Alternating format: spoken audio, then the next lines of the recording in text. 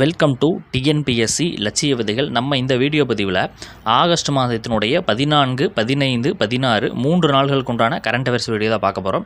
இந்த current அஃபேர்ஸினுடைய free PDF நம்ம Telegram சேனலில் போஸ்ட் பண்ணிடுறோம். ஸோ நீங்கள் டெலகிராமில் ஜாயின் பண்ணலை அப்படின்னா டெலகிராம் லிங்க் வந்து டிஸ்கிரிப்ஷனில் கொடுக்குறேன், போய் செக் பண்ணி பாருங்கள். ஓகேங்களா?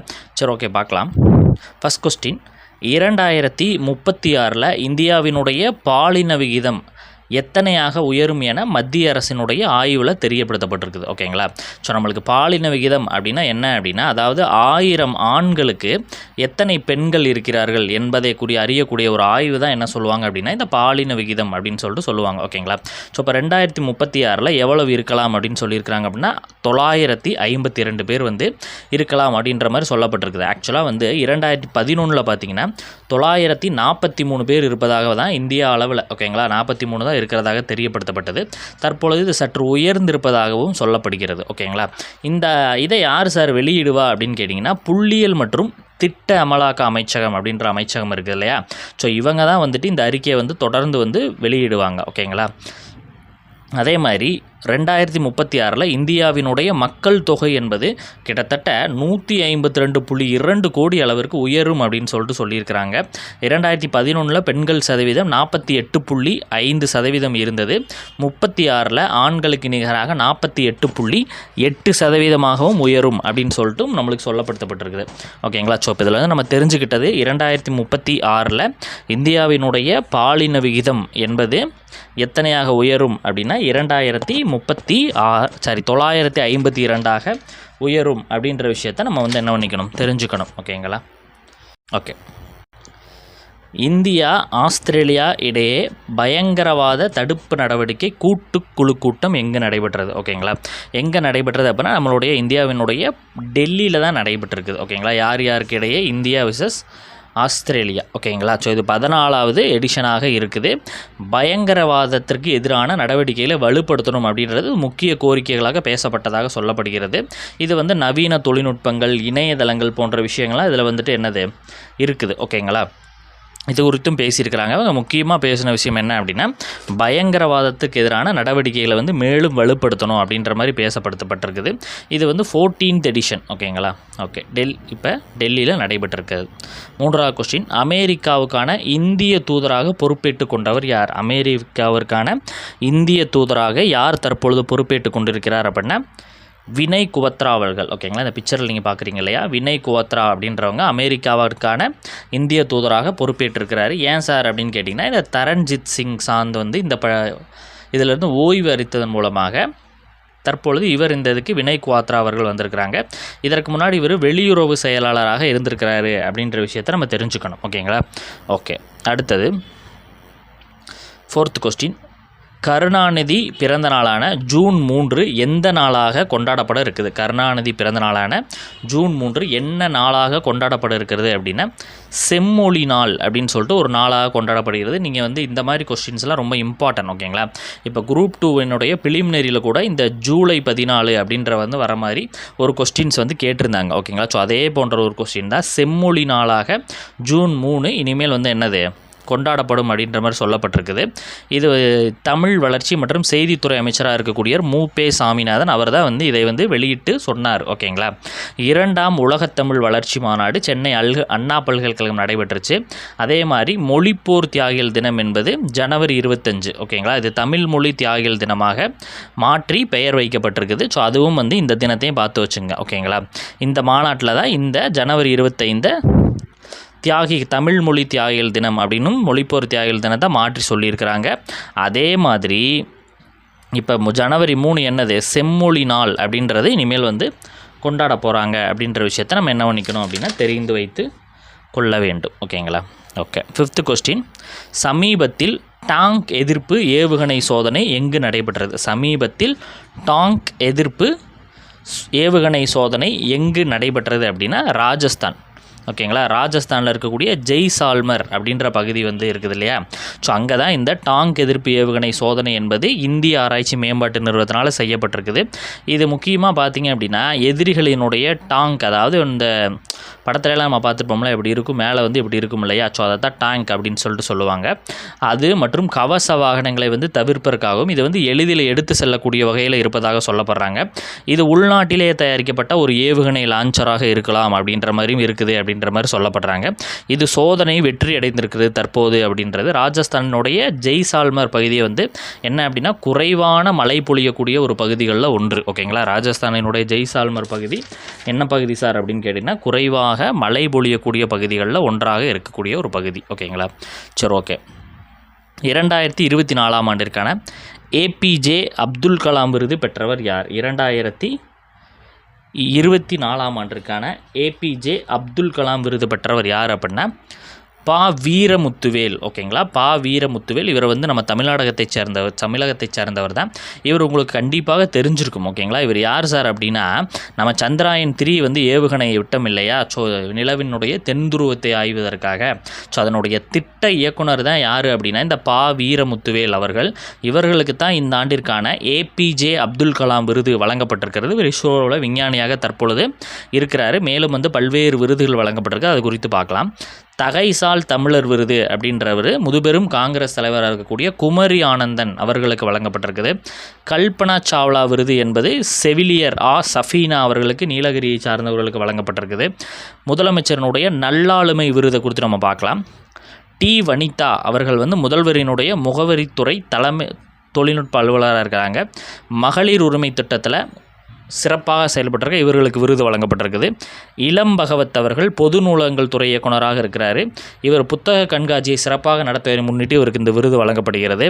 என். கோபாலகிருஷ்ணன் உறுப்பு மாற்று ஆணைய உறுப்பினர் செயலாளராக இருக்கிறார். இவர் உறுப்பு மாற்று அறுவை சிகிச்சையில் சிறப்பாக செயல்படுறதுக்காக இவருக்கு வழங்கப்பட்டிருக்குது. எஸ். திவ்யதர்ஷினி அவர்கள் பெண்கள் மேம்பாட்டுக் கழக நிர்வாக இயக்குனராக இருக்கிறாங்க.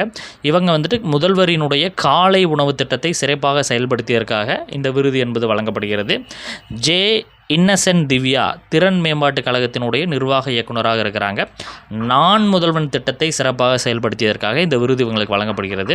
உங்களுக்கு என்ன கொஸ்டின் அப்படின்னு பார்த்தீங்கன்னா இந்த நான் முதல்வன் திட்டம் என்பது எப்பொழுது தொடங்கப்பட்டது, காலை உணவு திட்டம் என்பது எப்பொழுது தொடங்கப்பட்டது, அதே மாதிரி பார்த்திங்கன்னா மகளிர் உரிமை திட்டம், இது மூணுமே எப்போ தொடங்கப்பட்டது, எந்த ஆண்டு எந்த டேட்டு அப்படின்றத நீங்கள் கமெண்ட் பண்ணுங்கள். ஓகேங்களா, சரி ஓகே. 7வது கொஸ்டின் பார்க்கலாம்.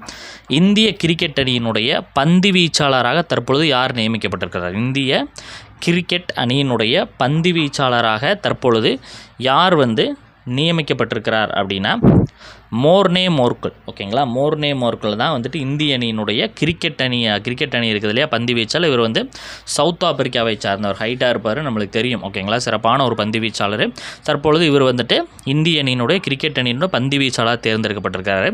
மேலும் 2 பேர் வந்து தேர்ந்தெடுக்கப்பட்டிருக்கிறாங்க. ஒன்றிய உள்துறை செயலராக கோவிந்த் மோகன் அவர்கள் வந்து தேர்ந்தெடுக்கப்பட்டிருக்கிறாங்க. அதே பதவியில் இருந்த அஜய்குமார் பல்லா அவர்கள் ஓய்வு பெற்றதன் காரணமாக அமலாக்கத்துறையினுடைய புதிய இயக்குநராக ராகுல் நவீன் வந்து தேர்ந்தெடுக்கப்பட்டிருக்கிறாங்க. அதே பதவியில் இருந்த சஞ்சய் குமார் மிஸ்ரா அவர்கள் வந்து ஓய்வு பெற்றதன் அடிப்படையில் இவங்க வந்து என்ன பண்ணியிருக்கிறாங்க, தேர்ந்தெடுக்கப்பட்டிருக்கிறார்கள். ஓகேங்களா, ஓகே. 8வது கொஸ்டின். நாட்டினுடைய சராசரி வளர்ச்சி 2021 எத்தனை சதவீதமாக உயர்ந்திருக்குது? ஓகேங்களா, நாட்டினுடைய சராசரி வளர்ச்சி என்பது 2021 எத்தனை சதவீதம் என்பது வளர்ந்திருக்கிறது அப்படின்னா 8% என்பது 2021 கிட்டத்தட்ட 3 ஆண்டுகளில் வளர்ந்திருப்பதாக சொல்லப்படுகிறது. சார் இதெல்லாம் எதில் சார் சொல்லியிருக்காங்க அப்படின்னு கேட்டிங்கன்னா குடியரசுத் தலைவர் திரௌபதி முர்முவினோட உரை இருக்குது இல்லையா. ஸோ இந்த உரையில் இருக்கக்கூடிய முக்கியமான விஷயங்களை நம்ம பார்க்கணும். ஓகேங்களா, ஸோ அதில் ஒன்று தான் வந்து 2021 ஒரு 8% அந்த வளர்ச்சி என்பது நாட்டினுடைய வளர்ச்சி உயர்ந்திருக்கதாக சொல்லப்படுகிறது. மேலும் சில பாயிண்ட்ஸ் கொடுத்து பார்க்கலாம். உலகினுடைய 5வது பொருளாதார நாடாக தற்பொழுது இந்தியா வந்து உருவாகிருக்கிறது அப்படின்ற ஒரு பாயிண்ட்டை அவங்க சொல்லியிருக்கிறாங்க. பிரதமரினுடைய ஏழைகள் நல்வாழ்வு உணவு திட்டம் 2020 தொடங்கப்பட்டது. சுமார் வந்து பல கோடி மக்களுக்கு இந்த இலவச ரேஷன் பொருள்கள் வந்து வழங்கப்பட்டிருப்பதாக வந்து இதுலேயும் வந்து நம்மளுக்கு சொல்லியிருக்கிறாங்க. எத்தனை பேர் அப்படின்னா கிட்டத்தட்ட 80 கோடி. ஓகேங்களா, 80 கோடி மக்களுக்கு இலவச ரேஷன் பொருள்கள் வழங்கப்பட்டிருக்குது. ஓகேங்களா, அதே மாதிரி பிரதமரின் சுராஜ் அப்படின்றது இது என்ன சார் அப்படின்னா நலிவடைந்த பிரிவை சார்ந்த 1 லட்சம் தொழில் முனைவோருக்கு கடன் உதவி வழங்கியதற்கான திட்டம் தான். மகளிரினுடைய இடஒதுக்கீடு மசோதா 33% வந்து சட்டத்திருத்தம் வந்துட்டு 106வது சட்டத்திருத்தம் இதை பற்றி குறித்து அவங்க பேசியிருக்கிறாங்க. இது ஒரு முக்கியமானது தான். ஓகேங்களா, இளைஞர்களினுடைய வேலைவாய்ப்பு மற்றும் திறன் பயிற்சிக்காக பிரதமரினுடைய ஒருங்கிணைந்த திட்டத்தின் 5 ஆண்டுகளில் 4.1 கோடி இளைஞர்களுக்கு வேலைவாய்ப்பு வழங்கப்பட்டிருக்கிறதாக சொல்லப்பட்டிருக்குது. ஓகேங்களா, நமஸ்தே திட்டம் 2022. ஓகேங்களா, இதில் வந்து வேலை வழங்கப்படலை, திறன் பயிற்சிகள் வழங்கப்பட்டிருக்குது. நமஸ்தே திட்டம் 2022 அப்படின்றதில் அதாவது என்ன சார் அப்படின்னா இயந்திரமாக்கப்பட்ட சுகாதார சுற்றுச்சூழல் அமைப்பிற்கான தேசிய நடவடிக்கை சமூக நீதி மற்றும் அதிகாரமளித்தல் அமைச்சகத்தின் சார்பாக இந்த இது இருக்குது. துப்புரவு பணியாளர்களை பாதுகாப்பு மற்றும் கண்ணியத்தோடு நடத்துவதற்கான திட்டம் தான் இந்த நமஸ்தே திட்டம். ஓகேங்களா, அதாவது நம்ம வீடுகள்லாம் வந்துட்டு என்ன அப்படின்னா இதெல்லாம் கழிவுகளை வாங்கக்கூடியவங்களை வந்து ரொம்ப கேவலமாக நடத்துவாங்க. சில பேர் வந்து ரொம்ப இழிவாக நடத்துகிறாங்களா, அதெல்லாம் வந்து இது பண்ணணும் அப்படிங்கிறக்காகத்தான் இந்த நமஸ்தே திட்டம் மெயினாக வந்து கொண்டு வரப்பட்டிருக்குது. ஓகேங்களா, பிஜே ஜன்மன் திட்டம் என்பது நவம்பர் 15, 2023. இது என்ன சார் அப்படின்னா பிவிடிஜி மிகவும் பாதிக்கப்படக்கூடிய பழங்குடியினர் குழுக்கள் பழங்குடியின மக்களினுடைய வாழ்க்கை முறையை சிறப்பாக வாழ்வதற்காகவும் பழங்குடியின மக்களுக்கு சூரிய ஒளி, மின்சாரம் மற்றும் பிற தேவைகளை வழங்குவதை வந்து மெயினாக ஒரு நோக்கமாக கொண்டு இருக்கக்கூடிய திட்டம் தான். இதை குறித்தும் அவங்க பேசியிருக்கிறாங்க. ஓகேங்களா, ஸோ அப்போ நம்ம தெரிஞ்சுக்கிட்டது குடியரசுத் தலைவர் வந்து சில விஷயங்களை பற்றி பேசியிருக்கிறாங்க. அது குறித்து நம்ம எல்லாமே பார்த்தோம். ஓகேங்களா, ஓகே. அடுத்தது 9வது கொஸ்டின், உலக சாம்பியன்ஷிப் போட்டி எங்கு நடைபெற இருக்குது? உலக செஸ் சாம்பியன்ஷிப் போட்டி எங்கு நடைபெற இருக்குது அப்படின்னா சிங்கப்பூரில். உலக செஸ் சாம்பியன்ஷிப் போட்டி எங்கன்னா சிங்கப்பூரில் நடைபெற போகிறது. எங்கே அப்படின்னா சிங்கப்பூர் சென்டோசா அப்படின்ற ஹோட்டலில் நடைபெறுகிறது. இன்டர்நேஷ்னல் செஸ் ஃபெடரேஷன் சார்பில் தான் இது நடக்கப்படுகிறது. நடப்பு உலக சாம்பியனாக தற்பொழுது யார் இருக்கலாம்? டிங் லிரேன் அவர்கள் சீனாவை சார்ந்தவர் இருக்கிறாரு. ஓகேங்களா, இவர் எத்தனையாவது உலக சாம்பியன் என்பதை நீங்கள் வந்து கமெண்ட் பண்ணுங்கள். ஓகேங்களா, இதில் வந்து இந்தியாவின் சார்பில் இந்திய இளம்பெயர் டி குகேஷ் அவர்கள் வந்து பங்கு பெற போகிறார்கள் அப்படின்றது ஒரு நம்மளுக்கு கூடுதலான ஒரு தகவல். ஓகேங்களா, ஓகே. 10வது கொஸ்டின், காஷ்மீர் காவல்துறையினுடைய புதிய தலைமை இயக்குனராக நியமனம் செய்யப்பட்டுள்ள யார்? ஓகேங்களா, காஷ்மீர் காவல்துறையினுடைய புதிய தலைமை இயக்குனர் நியமனம் செய்யப்பட்டுள்ளவர் யார் அப்படின்னா இந்த நளின் பிரசாத் அவர்கள். ஓகேங்களா, இவர் கிட்டத்தட்ட 55 வயது நபர். தற்போது தேசிய பாதுகாப்பு படையினுடைய இயக்குனராக இருக்கிறாங்க. இவங்க வந்துட்டு செப்டம்பர் 30 ஆர்ஆர் ஸ்லைன் என்பவர் வந்து ஓய்வு பெற்றதன் காரணமாக தற்போது நளின் பிரபாத் என்பவர் இந்த பதவிக்கு வந்து வருகிறாங்க. ஓகேங்களா, இவர் 1992 ஆந்திர பிரிவில் IAS அதிகாரியாக இவர் வந்துட்டு இருந்திருக்கிறார் என்பது குறிப்பிடத்தக்கது. ஓகேங்களா, ஓகே. 11 2030க்குள் எத்தனை ஜிகாவாட் புதுப்பிக்கத்தக்க எரிசக்தி உற்பத்தி செய்ய இலக்கு நிர்ணயிக்கப்பட்டிருக்கு? ஓகேங்களா, 2030க்குள்ளே எத்தனை ஜிகாவாட் புதுப்பிக்கத்தக்க எரிசக்தி உற்பத்தி செய்ய இலக்கு நிர்ணயிக்கப்பட்டிருக்குது அப்படின்னு பார்த்தீங்கன்னா 500 ஜிகாவாட் அளவிற்கு உற்பத்தி செய்யறதுக்கு இலக்கு வந்து நிர்ணயிக்கப்பட்டிருக்குது. ஓகேங்களா, நம்மளுக்கு தெரியும் திறன்மிகு இந்தியா திட்டம் என்பது வேளாண்மை தொடங்கி சுகாதாரம் வரை அனைத்து துறைகளும் விரிவான திறன் மேம்பாட்டில் மத்திய அரசிற்காக இந்த திறன்மிகு திட்டம் கொண்டு வந்திருக்கிறாங்க. ஓகேங்களா, பிரதமரினுடைய 4 கோடி ஏழைகளுக்கு வீடுகள், 3 கோடி பேருக்கு வீடுகள் கட்டித்தர உறுதி. ஓகேங்களா, ஸோ இந்த மாதிரி சில விஷயங்கள் பண்ணி அதில் இந்த எரிசக்தி உற்பத்தியும் ஒரு மெயினான இலக்காக வந்து வைக்கப்பட்டிருக்குது.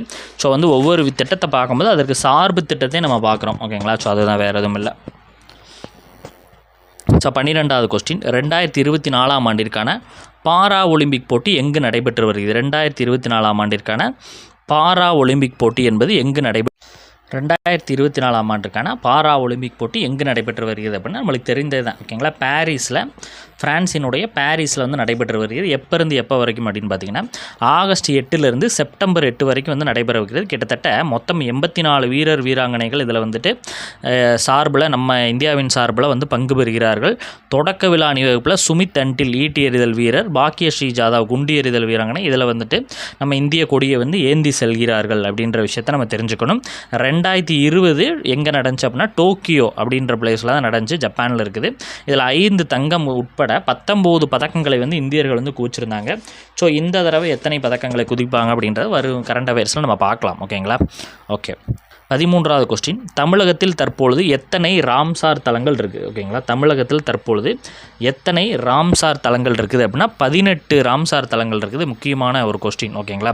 இப்போ நாட்டினுடைய புதிய 3 சதுப்பு நிலங்கள் வந்து இதில் இணைக்கப்பட்டிருக்குது. நஞ்சராயன் பறவைகள் சரணாலயம் திருப்பூர், கழுவேலி பறவைகள் சரணாலயம் விழுப்புரம், தவா நீர்த்தேக்கம் மத்திய பிரதேசம், இதெல்லாம் வந்து இணைக்கப்பட்டிருக்குது. ஓகேங்களா? உத்தரப்பிரதேசில், அதாவது இந்தியாவிலே அதிகமாக ராம்சார் தலங்கள் இருக்கக்கூடிய பகுதி எது அப்படின்னா உத்தரப்பிரதேசம். 10 தலங்கள் ராம்சார் தலங்கள் இதில் இருக்குது. ஓகேங்களா? இதை வெளியிட்டவர் யார் அப்படின்னா மத்திய சுற்றுச்சூழல், வனம் மற்றும் பருவநிலை மாநாட்டு அமைச்சராக இருக்கக்கூடியவர் யார்? பூபேந்திர யாதவ் அவர்கள் தான் வந்துட்டு இதை வந்து அறிவிச்சிருக்கிறார். இப்போ நம்ம தெரிஞ்சுக்கிட்ட விஷயம் என்ன அப்படின்னா நாட்டின் புதிய 3 சதுப்பு நிலங்களாக நஞ்சராயன் பறவைகள் சரணாலயம், கழுவேலி பறவைகள் சரணாலயம், தவா நீர்த்தேக்கம் அறிவிக்கப்பட்டிருக்குது. ஓகேங்களா? ஸோ 14வது கொஸ்டின்.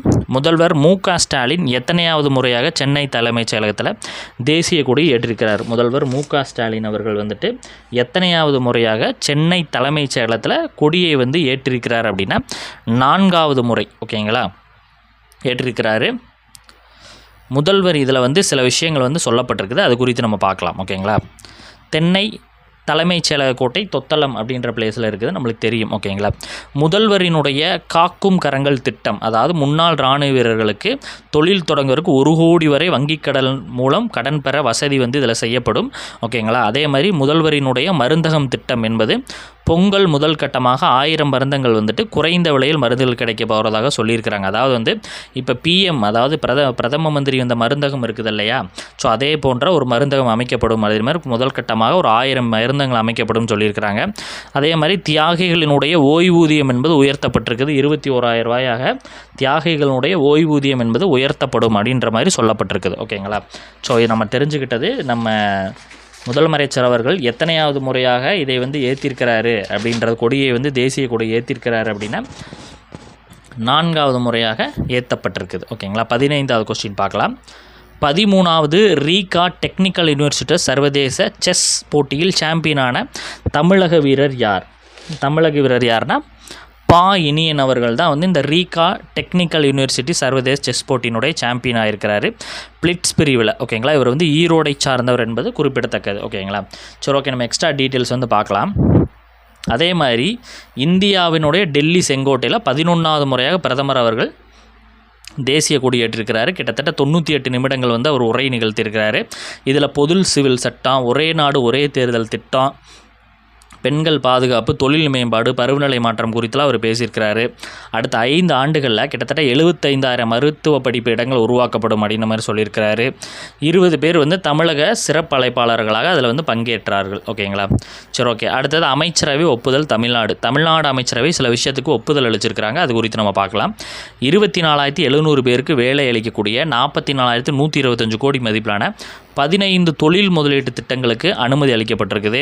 மரபுசாரா எரிசக்தி கொள்கை 3 கொள்கைகளுக்கு வந்து என்னது அனுமதி அளிச்சிருக்கிறாங்க. அது என்னென்ன அப்படின்னா நீரேற்று புனல் மின் திட்ட கொள்கை, மின்சாரத்தை சேமிக்கும் மின் நிலையம். ஓகேங்களா? பகல் சூரிய மின் உற்பத்தி, இரவு நீர் உற்பத்தி. இது குறித்து 2030க்குள்ளே வந்து 20,000 மெகாவாட் சூரிய மின் உற்பத்தி நிலையம் அமைக்கிறதுக்கான இலக்குக்கு வந்துட்டு ஒப்புதல் அளிக்கப்பட்டிருக்குது. சிறிய புனல் மின் திட்ட கொள்கைக்கு வந்து ஒப்புதல், அதாவது 100 கிலோவாட் முதல் 10 மெகாவாட் வரை. ஓகேங்களா? முன் உற்பத்தி தொன்ற சிறிய நீர் மின் நிலையம் அமைக்கப்படும், அதற்கு ஒப்புதல் அளிக்கப்பட்டிருக்குது. காற்றாலை மின் உற்பத்தி நிலையங்களுக்கு வந்துட்டு புதுப்பித்த மற்றும் ஆயில் நீட்டிப்பு கொள்கைக்காக ஒப்புதல் அளிக்கப்பட்டிருக்குது. ஓகேங்களா? அதே மாதிரி 2030க்குள்ள இந்த மின் கட்டமைப்புகள் இருக்குது இல்லையா? ஸோ அதில் 50% பசுமை மின் உற்பத்தி ஏற்படுத்துவதற்கான விஷயம் வந்து சொல்லியிருக்கிறாங்க. ஓகேங்களா? சரி, ஓகே. அப்புறம் நம்ம ஏரியா ஒன்று வந்துருக்குது பாருங்கள். டிஎன்பிஎஸ்சியினுடைய புதிய தலைவராக எஸ்கே பிரபாகர் அவர்கள் வந்து நியமிக்கப்பட்டிருக்கிறார். ஓகேங்களா? ஸோ ஒரு நியமிக்கப்பட்டதுலேருந்து விரைவாகத்தான் செயல்பட்டு வர்றாரு. ஓகேங்களா? ஸோ 2025 நம்மளுக்கு குரூப் 4 வரும். ஓகேங்களா? ஸோ படிக்காமல் இருந்தீங்கன்னா படிங்க. பொறுப்பு தலைவர் யார் அப்படின்னா சி முனியநாதன் இருந்தார். இப்போ இவர் வந்து வந்திருக்கிறார். இவர் எத்தனை வருஷம் இருப்பார் அப்படின்னா 6 வருடங்கள் இவருக்கு பதவிக்காலம், அல்லது 62 வயசு. ஓகேங்களா? ஸோ இது 2ல் எது முதல் வருதோ அது வரையும் அவர் இருப்பார். விருதுநகர் மாவட்டம் அருப்புக்கோட்டையை சார்ந்தவர். ஓகே, சில விஷயம் இதெல்லாம் ஜஸ்ட்டு தெரிஞ்சுக்கங்க. ஓகேங்களா? வக்ஃபு வாரிசு சட்ட திருத்த மசோதா அப்படின்றது ஜஸ்ட் என்ன அப்படின்றது அது இருக்கக்கூடிய விஷயத்தை மட்டும் பார்த்து வச்சுங்க. இந்த சட்டத்திற்கு மசோதாவை ஆய்வு செய்ய அமைக்கப்பட்ட நாடாளுமன்ற கூட்டுக்குழு தலைவர் யார் அப்படின்னா ஜெகதாம்பிகா பால் அவர்கள். ஓகேங்களா? இந்த வக்ஃபு வாரியத்தில் முஸ்லீம் பெண்கள் அல்லது முஸ்லீம் அல்லாத 2 நபர்களை வந்து உறுப்பினர்களாக இருக்கணும் அப்படின்ற மாதிரி சொல்லப்பட்டிருக்குது. அதே மாதிரி வாரிசு நிலங்களை மாவட்ட ஆட்சியர் அலுவலகத்தில் கட்டாயமாக பதிவு செய்யணும். இந்த வக்ஃபு வாரியம் இருக்கு இல்லையா, ஸோ இந்த வாரிசு நிலங்களை வந்து மாவட்ட ஆட்சியர்கள் கட்டாயமாக பதிவு செய்யணும்னு சொல்லியிருக்கிறாங்க. இதே மாதிரி வக்ஃபு நிலமா இல்லையா என்பதை மாவட்ட நிர்வாகம் அந்த நீதிமன்றங்கள் முடிவு செய்யணும் அப்படின்ற மாதிரி அதிகாரம் கொடுத்துருக்குறாங்க. 31 பேர் கொண்ட நாடாளுமன்ற கூட்டுக்குழு வந்து போட்டாங்க. அதன் தலைவர் ஜெகதாம்பிகா பால் நம்ம பார்த்துட்டோம். மக்களவையினுடைய தற்போதைய தலைவராக ஓம் பிர்லா இருக்கிறாரு. அதே மாதிரி இந்த சட்டத்தை பார்த்து வச்சுங்க. 1954 வக்ஃபு சட்டம் இயற்றப்பட்டு 55 நடைமுறைக்கு வந்துச்சு. 55 பிரதமர் யார்? நரசிம்மராவ் வந்து சட்ட திருத்தம் செஞ்சு இந்த வக்ஃபு வாரிசுகளுக்கு கூடுதல் அதிகாரத்தை வந்து அளித்தார். 2013 மீண்டும் திருத்தப்பட்டுச்சு. கிட்டத்தட்ட இந்த வக்ஃபு வாரியத்திற்கு 9.40 லட்சம் ஏக்கர் நிலங்கள் இருப்பதாக சொல்லப்படுகிறது. ஓகேங்களா? ஓகே, ஜஸ்ட் இதெல்லாம் தெரிஞ்சு வச்சுங்க. ஐசிசி விருதுகள் 2004 ஜூலை ஒவ்வொரு மாதத்திற்குமே இந்த ஐசிசி விருதுகள் வந்து கொடுப்பாங்க. ஸோ அதன்படி சிறந்த வீராங்கனையில் சமரி அத்தப்பத்தி இலங்கை சார்ந்தவங்க வந்திருக்கிறாங்க. சிறந்த வீரர் பார்த்திங்க அப்படின்னா அட்கின்சன் இங்கிலாந்து வீரர் வந்து தேர்ந்தெடுக்கப்பட்டிருக்கிறாரு. ஜெர்சி எண் 16 விடுவிப்பு. ஸ்ரீ ஜேஸுக்கு ஹாக்கி இந்தியா கௌரவம் 18. அதாவது என்ன கான்செப்ட் அப்படின்னு பார்த்தீங்கன்னா, இந்த ஜெர்சியை விடுவிப்பு அப்படின்னா என்ன அப்படின்னா, இப்போ வந்து அந்த ஒவ்வொரு வீரர் விளையாடும் போது இந்தியா கிரிக்கெட்டாக இருக்கட்டும், ஒவ்வொரு விளையாட்டுக்கு பின்னாடி அவங்க பேர் கொண்ட பேர் இருக்கும், ப்ளஸ் ஜெர்சியினுடைய நம்பர். இப்போ சச்சின் டெண்டுல்கர் வந்து 10ஆம் நம்பர் இருக்குது இல்லையா, ஸோ அதை வந்து இந்தியா வந்து என்ன பண்ணிட்டாங்க, இந்த 10ஆம் நம்பரை யாரும் பயன்படுத்தக்கூடாது அப்படின்னு சொல்லியிருக்கிறாங்க. அதே மாதிரி எம்எஸ் தோனியினுடைய 7ஆம் நம்பர் ஜெர்சியை வந்து யாரும் பயன்படுத்தக்கூடாதுன்னு சொல்லியிருக்கிறாங்க. அதே மாதிரி இந்த ஸ்ரீ ஜேஸ் ஹாக்கி வீரர், ஓகேங்களா, ஸோ இவருக்கு வந்துட்டு இந்த 16ஆம் நம்பர் ஜெர்சியை வந்து யாரும் இனிமேல் பயன்படுத்தக்கூடாதுன்ற மாதிரி சொல்லியிருக்கிறாங்க. இவர் இந்திய ஜூனியர் ஹாக்கி அணியினுடைய பயிற்சியாளராக இருக்க போகிறார். நேஷ்னல் பேங்க் ஓப்பன் டென்னிஸ் போட்டி கனடா. இதில் ஒற்றையர் பிரிவில் அலெக்சி பாபரின் ஆஸ்திரேலியாவை சார்ந்தவர் வந்துட்டு ஆண்ட்ரே ரூபெலஸை வெற்றி கொண்டிருக்கிறாரு. முதல் முறையாக சாம்பியன் பட்டம் வென்றிருக்கிறாரு. இதன் மூலமாக ஏடிபி மாஸ்டர்ஸ் போட்டியில் முதல் முறையாக ஒரு சாம்பியன் ஆகிறார். ஓகேங்களா? அதே மாதிரி மகளிர் ஒற்றையர் பிரிவில் பார்த்தீங்கன்னா ஜெசிகா பெகுலோ அவர்கள் அமெரிக்காவை சார்ந்தவர், அமாண்டா அனிசிமோ அமெரிக்காவை சார்ந்தவர் வெற்றி பெற்றிருக்கிறாரு. இந்த ஜெசிகா பெகுலோவினுடைய 3வது TWATP பட்டம் இது. வினேஷ் போகட்டினுடைய மேல்முறையீடு மனு வந்து நிராகரிப்பு செய்யப்பட்டிருக்கு. நம்மளுக்கு தெரியும் வினேஷ் போகட்டினுடைய அந்த இதில் வந்து கலந்து கொள்ளும்பொழுது என்னது, அவருடைய வெயிட் வந்து 100 கிராம்ஸ் என்பது அதிகமாக இருக்குது அப்படின்னு சொல்லிட்டு அவர் வெற்றி பெற்றது செல்லாது அப்படின்ற மாதிரி அறிவிச்சிருந்தாங்க. அதை வந்துட்டு மேல்முறையீடு செஞ்சு இவர் பண்ணியிருந்தார். பட் வந்து அது விளையாட்டுகளுக்கான சர்வதேச நீதிமன்றம் என்னது அதை ரத்து செஞ்சுருக்கிறாங்க. ஓகேங்களா? உயிரற்ற உயிர் இதனுடைய ஆசிரியர் சுதா சேத்சையன். SRM தமிழ் பேராயம். கரோனா நீர்த்துண்மை தொடர்பாக இதில் வந்து இருக்குது. ஓகேங்களா? அப்துல் கலாம் அறிவியல் தமிழ் மற்றும் தொழில்நுட்ப விருது இவருக்கு வழங்கப்பட்டிருக்குது. ஓகே, அடுத்த 2 முக்கிய தினங்கள் மட்டும் பார்க்கலாம். பிரிவினை திகில் நினைவு தினம் என்பது ஆகஸ்ட் 14. ஓகேங்களா? இதை வந்து அப்படியும் நம்மளுக்கு இப்படியும் கொடுக்கலாம், இல்லைன்னா விபஜன் விடாஷிகா ஸ்மிருதி திவாஸ் எப்படி வேணால் கொடுக்கலாம். ஓகேங்களா? அடுத்தது உலக பள்ளி தினம் என்பது ஆகஸ்ட் 14ஆம் தேதி அனுசரிக்கப்படுகிறது. ஓகேங்களா? இந்த 2 தினங்களோட இந்த 3 நாள்களுக்கான கரண்ட் அஃபேர்ஸ் முடியுது. நம்ம சொன்ன மாதிரி டெய்லியுமே வந்து போட்டுட்ருக்கோம். 3 + 4 + 3 கிட்டத்தட்ட 3 நாள்களில் 10 நாளுக்கான கரண்ட் அஃபேர்ஸை நம்ம முடிச்சிட்டோம். அடுத்தடுத்த நாள்களில் இந்த கரண்ட் அஃபேர்ஸை வந்து நான் சொன்ன மாதிரி இந்த வீக்குள்ளே உங்களுக்கு ஆகஸ்ட்டை வந்து என்ன பண்ணி கொடுத்துருவேன் அப்படின்னா முடிச்சிருவேன். ஓகேங்களா? அடுத்தடுத்த வீடியோ வகுப்பில் சந்திக்கலாம். தேங்க்யூ.